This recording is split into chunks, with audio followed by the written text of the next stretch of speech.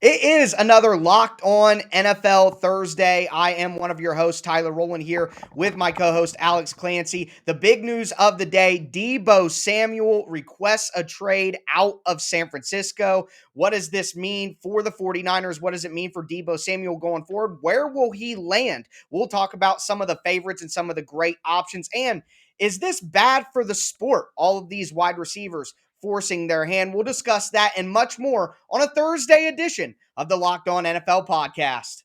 Let's roll. You are Locked On NFL, your daily NFL podcast. Part of the Locked On Podcast Network, your team every day.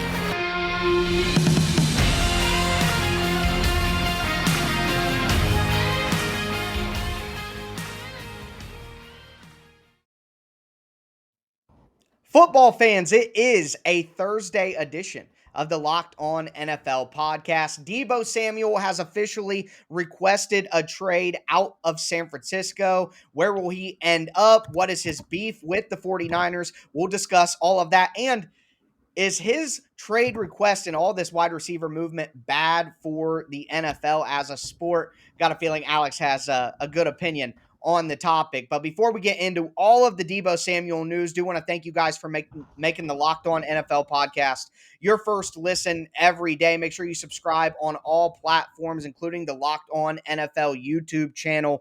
Going to be going Monday through Friday. All of the Locked On experts, trading off days, giving you the best NFL coverage you're going to get, especially with the draft ahead. So much going on, but the big news, Deebo Samuel requests a trade out of San Francisco. Jeff Darlington was actually the first to report. He said, breaking news, spoke to wide receiver Deebo Samuel. He has told me that he has asked the 49ers to trade him. Ian Rappaport from NFL Network said that money is not the root of the issue for Deebo Samuel. Otherwise, things could be fixed with a big money offer, but there are other issues with how he's been treated, and namely, his role. It looks like Deebo Samuel doesn't want to carry the ball as much, doesn't want to play as a running back. He wants to be a true wide receiver for a multitude of different reasons. I guess, Alex, what was your first takeaway when you heard the news? I'm not surprised at anything anymore.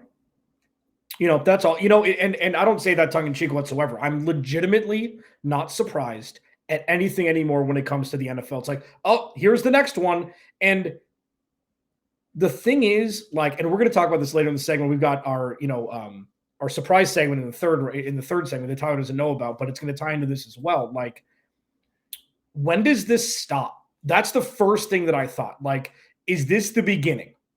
Are rookies requesting out? Rookie scale contract guys requesting out and being granted it. Deebo Samuel is obviously a different case. You see the futility, I guess, at the quarterback position, even though I'm assuming 10 or 12 teams would trade for Jimmy Garoppolo. They would take Jimmy Garoppolo over. I think he's kind of the scapegoat of this because of the Emmanuel Sanders pass and their drive in Green Bay. In their drive against the Rams, I mean. Deebo Samuel is not a good fit for that offense. And he's not a running back. He's an absolute bludgeoning force at the wide receiver position. He's like a linebacker. And I think that he should go where he can bear fruits of the 80% wide receiver, maybe 20% running back, something like that, with a genius offensive mind that isn't, predicated solely on the run first, as Kyle Shanahan is. Yeah, so basically an offensive coordinator or a head coach who's a little more pass forward than Shanahan, who likes to build his attack on the run. I get that. One thing for me, though, he's probably looking at about $25 million a year, $60 to $65 million. So you got to think about the contract there. But speaking of the contract money is built on the value that he established last year because he only played 7 games in 2020. So last year he broke out, All-Pro, was probably one of the top 5 players in the NFL last year. And that value and that, jump in his play came because of the versatility that he displayed as a guy who can run the ball and catch the ball. So I understand that Deebo Samuel doesn't want to be a running back. He doesn't want to take a bunch of carries, and that'll obviously, as we view running backs now, know that that'll shorten his career. He wants to be a full-time wide receiver and not take that, the brunt of that punishment as a ball carrier. But it's kind of a double-edged sword here, in my opinion, because the reason he's going to get the money he's going to get is because of the versatility he displayed. So if you don't want to be that versatile weapon, you want to be a one-trick pony in a sense and just play wide receiver. Well, now doesn't that take his value down? Therefore, I don't want to pay you the $25 million that you're worth based on last year because you're not wanting to do the things that you did last year anymore. Pause. That's exactly why he wants out now, in my opinion. Like, he's like, you know what? If this happens again, they're going to try and pay me as a running back. And that's not something that is conducive to what his skill set is traditionally. Like, you looked at what happened with Travis Kelce. He kind of set the stage. It's not exactly the same because they're both receiving positions, but he's a wide receiver. You know, George Kittle is more of a traditional tight end, even though he's exemplary on the offensive skill set side, but he's a great WWE blocker as well. So he's more of a traditional tight end. I think that's right. I mean, that is what you just said. Is I wanted to pause you and acknowledge that what you said may be the pure catalyst from his inner circle. Like, hey, man, if this goes the same way, you're going to get more carries next year. And it's going to be that weird scenario of wide receiver, running back. Absolutely. Well, you have to wonder if he went to the 49ers and said, hey, I don't want to run the ball out of the backfield anymore. It's a perception thing. It's a wear and tear thing. It's a value thing. And they were like, we got to do what's best for the team. And you're excellent in that role and having those responsibilities. So we don't think that we should deviate from that very much. And he was like, well, I don't want to do that. And maybe like Rappaport reported, maybe it really is more about role than money because it's pretty locked in that DK, McLaurin, AJ Brown, Deebo Samuel, they're all going to get about $24 to $25 million with about 60 guaranteed. So 60 to 70 in there. So, the money probably isn't a big issue. It probably is, obviously the role as the root of the cause. And I kind of get where Deebo Samuel is coming from that point. But this conversation takes the next turn when we look at where Deebo Samuel could actually play next year. We're going to go over some of the most recent odds and look at the gambling side of things and talk about which fit we think may be best. Before we get into that, though, do want to tell you guys about BlueNile.com.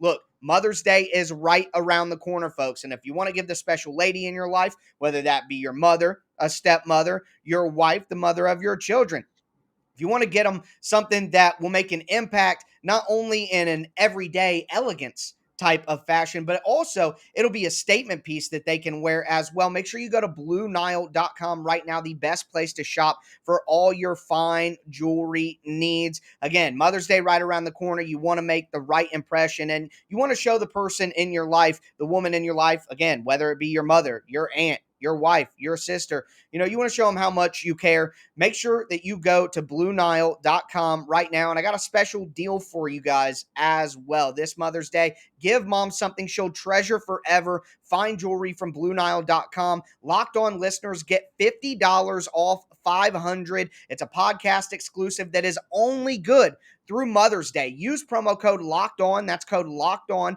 Plus, every order is insured. It ships free and it arrives in discreet packaging, so you're not going to give the secret away. Shop stress-free and find your forever peace. Go to BlueNile.com today.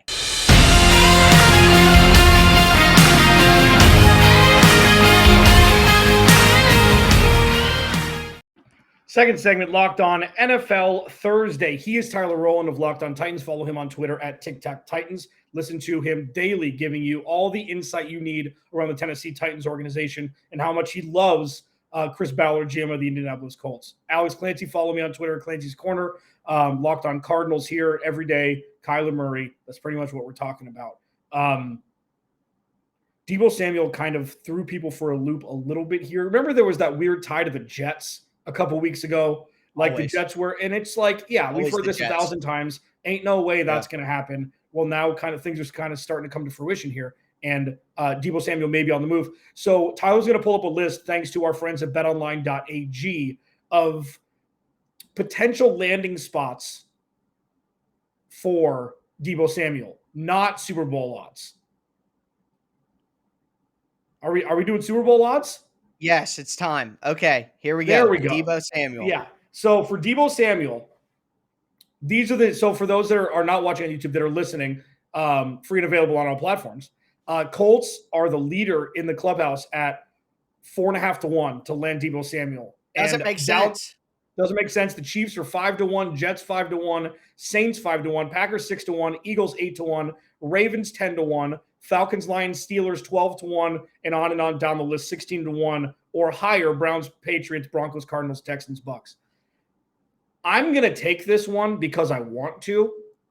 Okay. I want the Chiefs to give 1,000 picks for Deebo Samuel. I don't care. Like, imagine Andy Reid, Patrick Mahomes, and Deebo Samuel.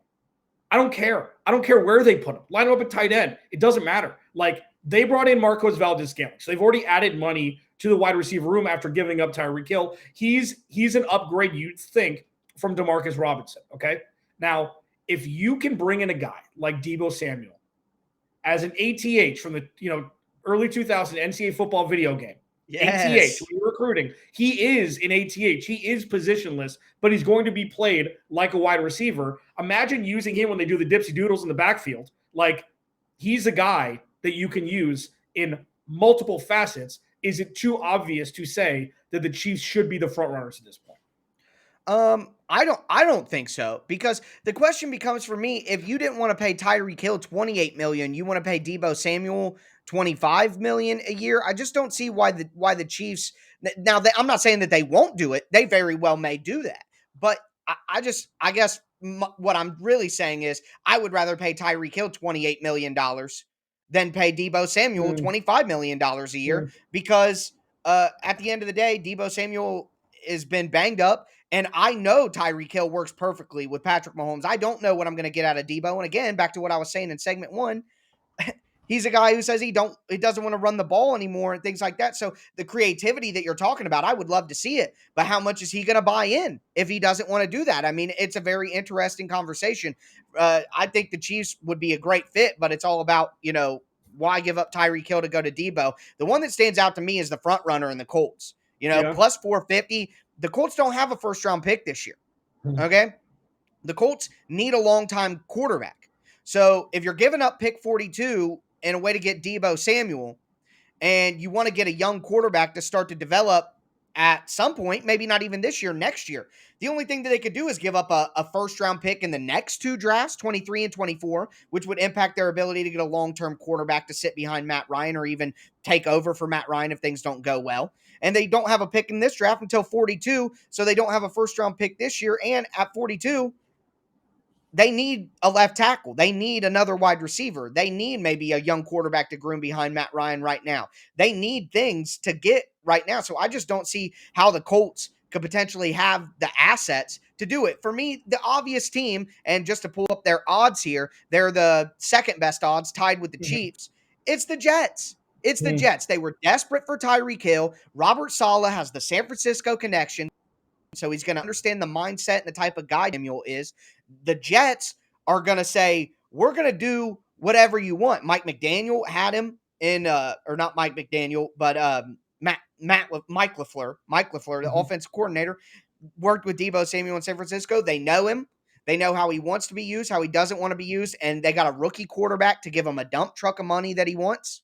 And they have the assets. They have pick 10. They have pick 4. I believe that they have 2 picks in the 30s, 34 and 38, somewhere in there. Not 34 and 38, but close to there.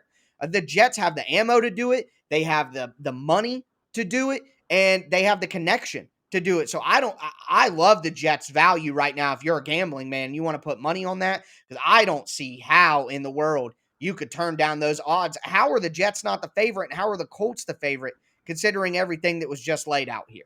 Let me ask you a question before we move on to the mystery segment 3, Locked On NFL Thursday. Tyler Roll, Alex Clancy, Locked On NFL Thursday. You think Deebo is going to be happy in New York if he's not happy in San Francisco?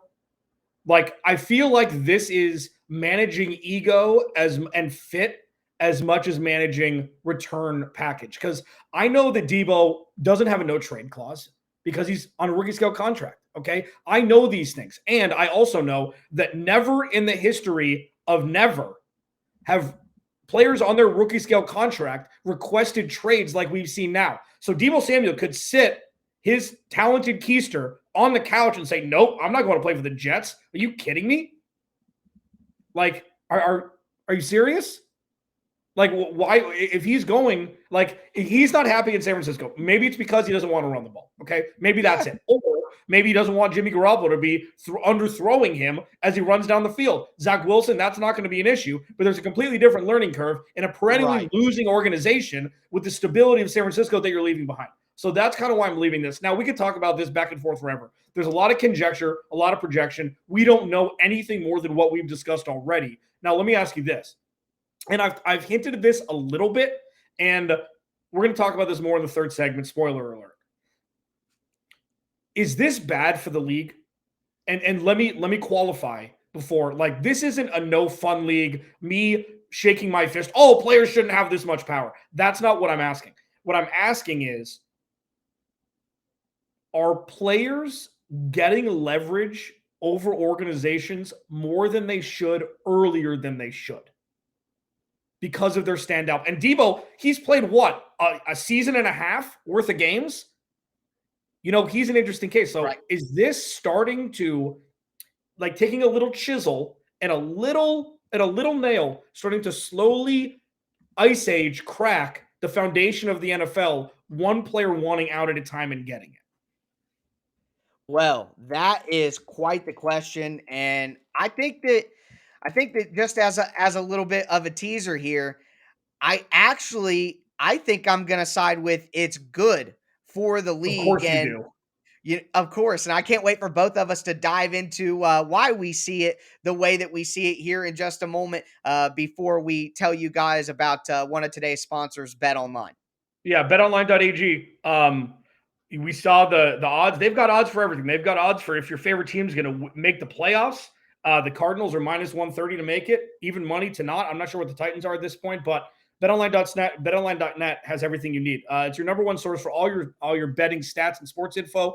Find all the latest sports developments, league reviews, and news, including this year's basketball playoffs and the start of the Major League Baseball season. BetOnline is your continued source for all your sports wagering information, from live betting to playoffs, esports, and more. Head to the website or use your mobile device to learn more about all the trends in action. BetOnline, where the game starts.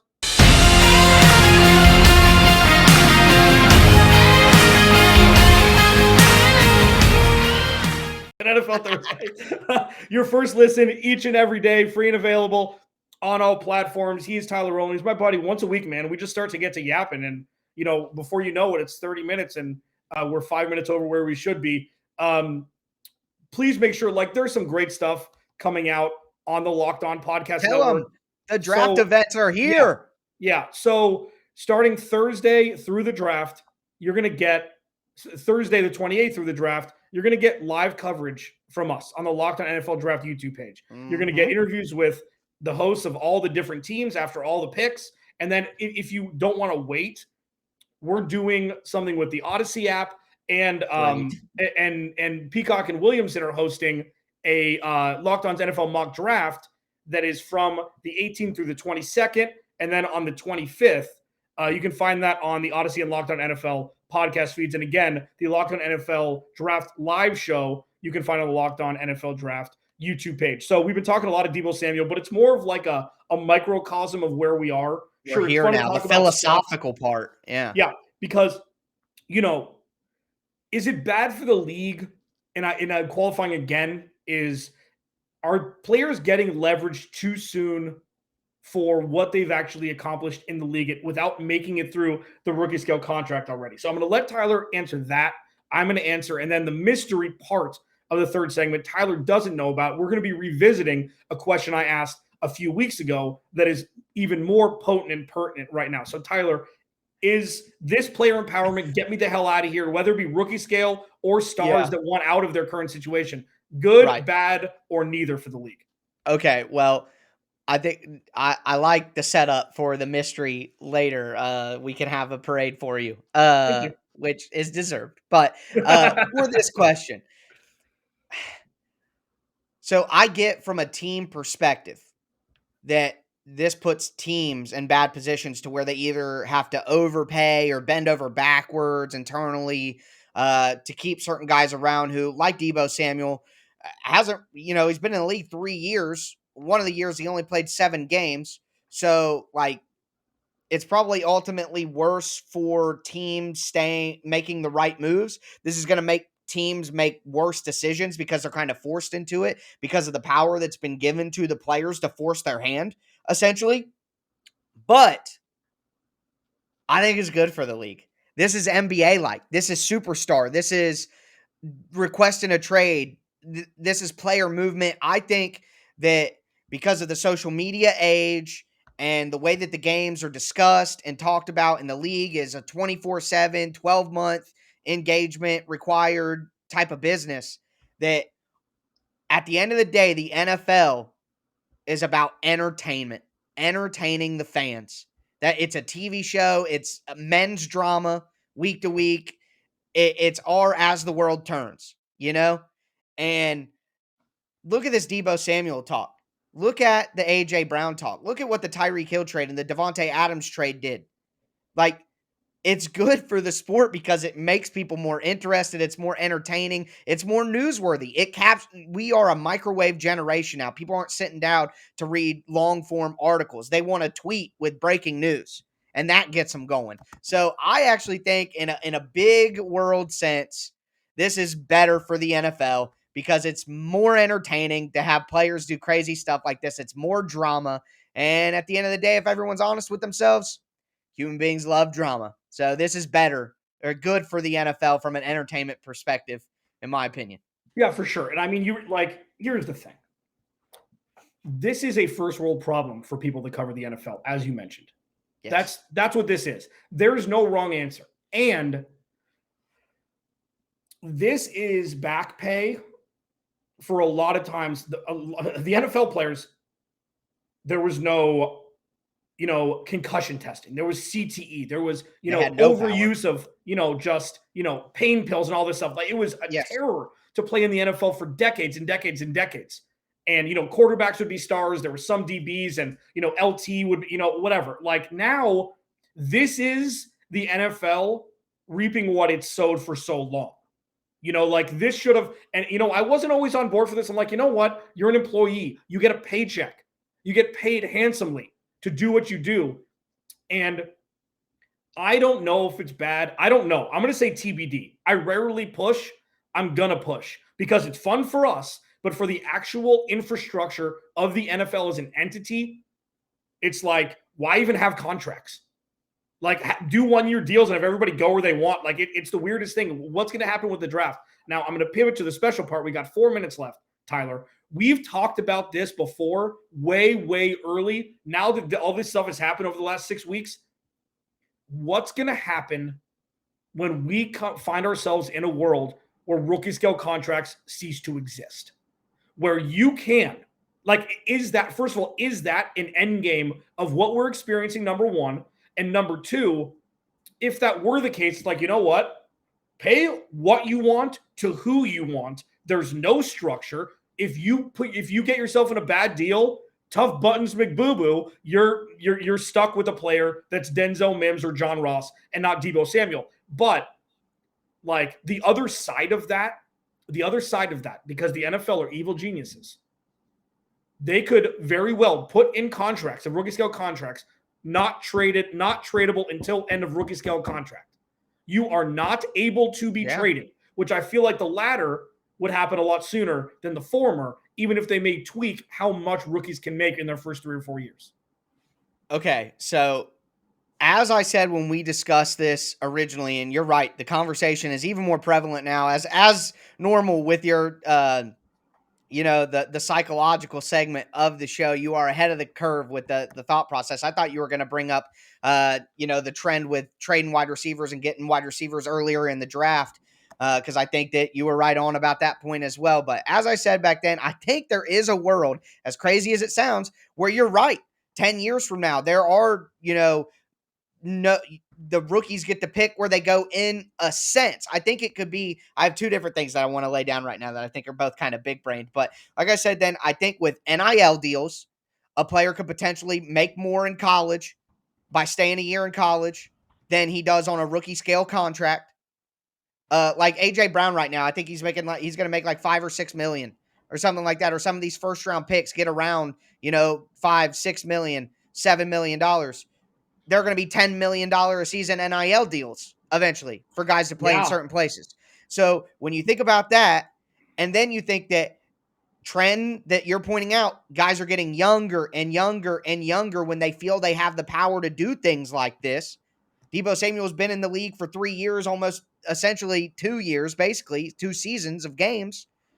So I think there's a world where because of NIL and because of the players just realizing the power that they have as the talents that they are, that there could be a world where, players don't have to go somewhere based on the draft. But let me throw this out. What if the draft was amended to be slightly auction styled? Like instead of having a lottery system, you got like you could offer, let's say you get $14 million of free money for the first round pick or $30 million of free money for the first overall pick. If you're the worst team in the NFL, like Jacksonville, they could offer a contract to whatever player they want, but they get a $30 million bonus that doesn't hit on your cap. So if they picked Aiden Hutchinson and they went to Hutchinson and said, we're going to give you $40 million for year one, the NFL would say, because you were the worst team in the NFL, you get $30 million off the cap hit on that $40 million.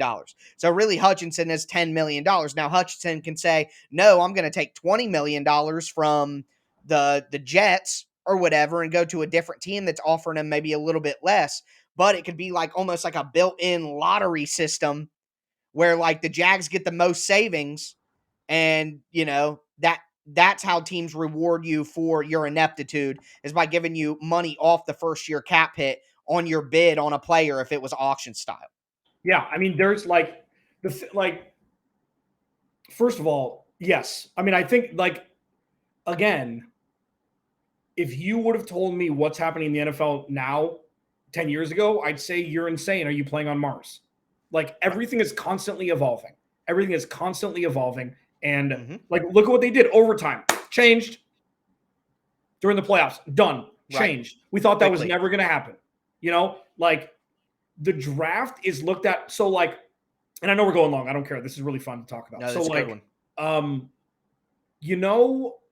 When you have a player on your team, like Derrick Henry, let's say for the Titans. Okay. It's you know what? You don't have to worry about him. You forget about him when you talk about scheme and game plan because he is consistent as gravity. You talk about, Aaron Donald and Jalen Ramsey and just superstars of guys that's you know what? They're a constant at this point, barring any sort of injury. That's what the draft has been. We don't even talk about it because it's well, that'll never change. Why not? Up until 10 years ago, you were able to pay your first round pick whatever you wanted, the first overall pick whatever you wanted, which is insane. And then they changed it. They overcorrected. And now they've got to find a middle ground where the goal is to not leverage so much your young talent that you're paying them pennies of what they're worth if they're standout through the first couple of years. Now, if this is purely incentive-based, I could be on board for that. It's hey, if you have 1,000-yard receiving seasons, the first 2 seasons, you get an extra $10 million in your third year.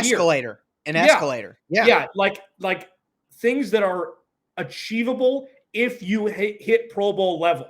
If you're a Pro Bowl your rookie year, $10 million bonus. There's so many different maneuverables in an NFL contract.